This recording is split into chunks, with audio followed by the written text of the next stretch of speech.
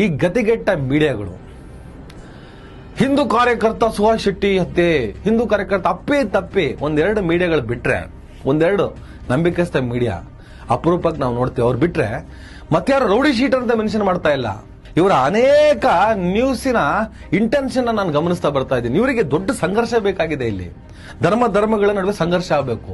ಎಂತ ನರ ರಾಕ್ಷಸರೆಲ್ಲ ಮೀಡಿಯಾದಲ್ಲಿ ಸೇರ್ಕೊಂಡು ಪತ್ರಕರ್ತರು ಅಂತೇಳಿ ಮುಖವಾಡ ಹಾಕೊಂಡು ಕೂತ್ಕೊಂಡಿದ್ದಾರೆ. ಮಾಡಿದವ್ರನ್ನೆಲ್ಲ ನೀವು ಹಿಂದೂ ಕಾರ್ಯಕರ್ತ ಅನ್ಕೊಂಡು ಆ ಹಿಂದೂ ಕಾರ್ಯಕರ್ತ ಅನ್ನುವಂಥ ಒಂದು ಪದವಿಗೆ ಮರ್ಯಾದೆ ಇಲ್ದಾಗ ಮಾಡ್ತೀರಾ ನೀವು. ಮೆನ್ಷನ್ ಮಾಡಿ ರೌಡಿ ಶೀಟರ್ ಪೊಲೀಸರು ಹೇಳ್ತಿದಾರಲ್ಲ.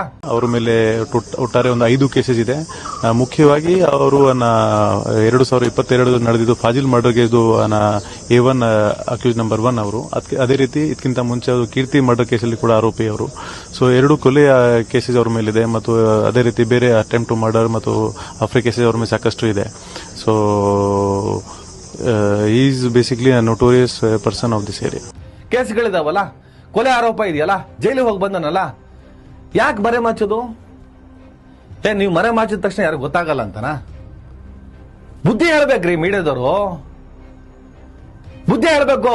ಈ ರಾಜಕಾರಣಿಗಳ ಪ್ರಚೋದನಕಾರಿ ಭಾಷಣಕ್ಕೆ, ಈ ಸೋ ಕಾಲ್ಡ್ ಧರ್ಮ ರಕ್ಷಕರ ಪ್ರಚೋದನಕಾರಿ ಮಾತುಗಳಿಂದ ಎಸಿ ರೂಮಿನಲ್ಲಿ ಕೂತಂತಹ ಬಡವರ ಮನೆಯ ಮಕ್ಕಳ ರಕ್ತವನ್ನ ಬೀದಿಯಲ್ಲಿ ಹರಿಸಿ ಅದರಿಂದ ಲಾಭ ಮಾಡಿಕೊಳ್ಳುವಂತವರ ಪಿತೂರಿಗೆ ಬಲಿಯಾಗ್ಬೇಡ್ರೋ.